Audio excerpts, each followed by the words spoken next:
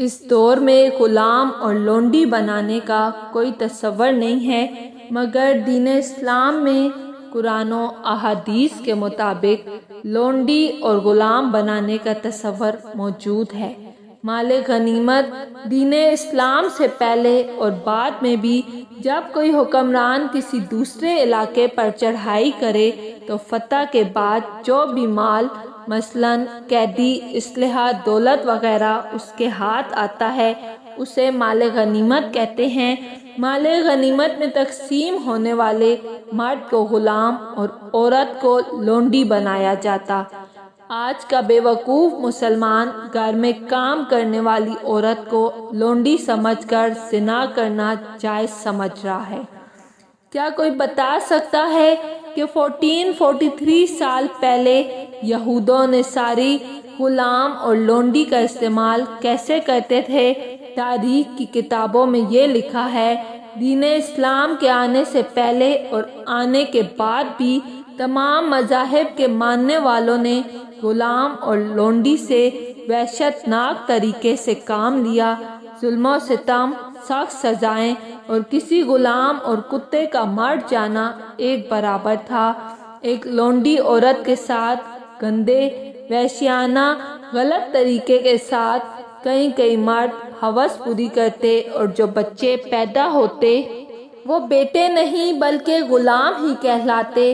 غلاموں کو میلے تھیلے میں ہاتھ یا ردے کا ایک جنگلے میں قید کر کے ایک دوسرے کو مارنے کے لیے چھوڑ دیا جاتا اور جو جیت جاتا اس پر تالیاں بجائی جاتی، لیکن آخر مرنا تو اس کو بھی ہوتا تھا۔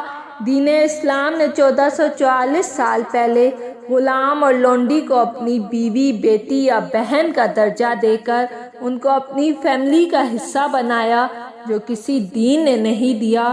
اس کی صرف چند مثالیں دیتے ہیں، جیسے ابو داؤد سیدہ صفیہ اور ابو داؤد سیدہ جویریہ کو غلامی سے آزاد کر کے حضور صلی اللہ علیہ وآلہ وسلم نے دونوں کو اپنی بیوی بنایا اور وہ ہماری مائیں بن کر اہل بیت میں شامل ہو گئی۔ مدینے میں تشریف لانے کے بعد حضور صلی اللہ علیہ وآلہ وسلم نے عرب میں 2 سرداروں کو آزاد کردہ غلاموں کا بھائی بنایا، سیدنا بلال کو خالد بن ربیعہ، سیدنا زید کو سیدنا حمزہ اور سیدنا خارجہ بن زید کو سیدنا ابو بکر صدیق رضی اللہ تعالیٰ عنہ کا بھائی بنایا۔ حضور صلی اللہ علیہ وآلہ وسلم نے اپنی پھوپھی زاد بہن سیدہ زینب کا نکاح اپنے غلام سیدنا زید سے کیا۔ صحیح بخاری غلام آزاد کرنے کا ثواب بیان کرتے ہوئے کہ سب سے اچھا بہترین غلام آزاد کیا جائے جس شخص کے پاس کوئی لونڈی ہو اور وہ اس کی اچھی پرورش کرے اور اس کے ساتھ اچھا معاملہ کرے، پھر اسے آزاد کر کے اس سے نکاح کر لے تو اس کو دوہرا ثواب۔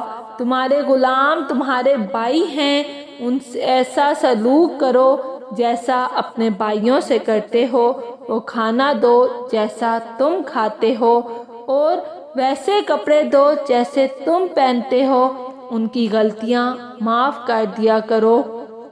5 غلام بکثرت آزاد کرنے کا حکم، جیسے بہت سے گناہوں اور قسم توڑنے کا کفارہ غلام آزاد کرنا، بیوی کو ماں بہن کہنے کا کفارہ غلام آزاد کرنا، مومن کو غلطی سے قتل کرنے کا کفارہ غلام آزاد کرنا، سورج اور چاند گرہن لگنے وغیرہ پر غلام آزاد کرنے کا حکم ہوا۔